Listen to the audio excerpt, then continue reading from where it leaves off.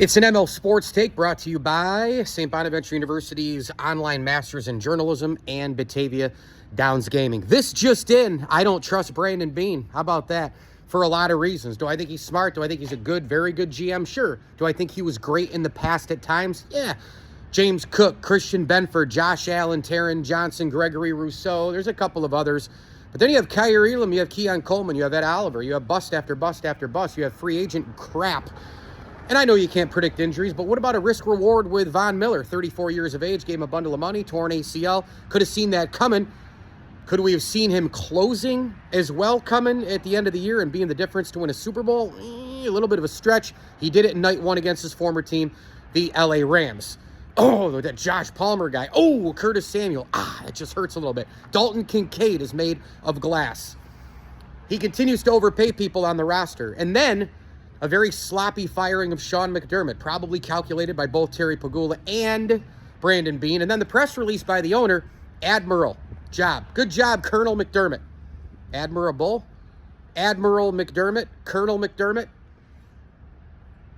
McDermott the Frog. I mean, you might as well have put McDermott the Frog in the press release. Brandon Beane also gets a promotion. Brandon Beane had a shit year. Brandon Beane was awful at the trade deadline. Brandon Beane couldn't hold a jockstrap for Howie Roseman, and he couldn't hold a jockstrap for Brett Veach either. And right now, he's behind the Patriots. He's behind a plethora of other front offices, including the Seattle Seahawks, including the LA Rams, including, the Denver Broncos, and the list could go on and on and on, as they've had Josh Allen now for a bunch of years, and they've won a playoff game every year for 6 years and not reached the Super Bowl and won one, the only team to do so. Ladies and gentlemen, Brandon Beane is now in charge fully of the Buffalo Bills, a guy who has had a couple of Pro Bowlers outside of Josh Allen in the draft the last 6-7 years.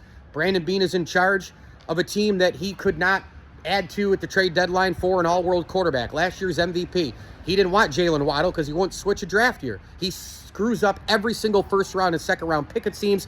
And then he goes on WGR because he's so petty and he's so defensive and he's so shallow to say, why would you ever say for me to get another wide receiver? Gee, I don't know, homeboy. You got the MVP in your building. You got one Bills Drive, number 17, QB1, Superman. Put the cape on. All you need to do is when you get a QB like that, Mahomes, Elway, you keep adding to him. Peyton Manning, you never stop adding to him to the point where you could finally say, Khalil Shakir, with all due respect, you are not our actual number one wide receiver. You're a number 3, and we just made you that because we just went out and got 2 more guys. Brandon Beane, prove us wrong. Brandon Beane, go win a ring. Brandon Beane, show us that this move was everything and anything that you could have imagined. And then Terry Pegula, maybe you want to fix that press release. Brandon Beane right now, I don't trust the guy. I do not trust him. I don't trust him. I'm not saying that the move was bad with McDermott because eventually you have to make a change. You have to do different things. I don't think McDermott was the guy to get him up over the hump. But as I've said, if it was based on 1 year, I would have fired Beane this year over McDermott. I would have fired them both, or I would have kept them all. Brandon Beane at this moment, with all of his actions going back to the preseason, I do not trust him. Prove us wrong, Brandon Beane. Mike Lindsley here, ML Sports Take, brought to you by Batavia Downs Gaming and Burn Dairy. As I always tell you, enjoy the games.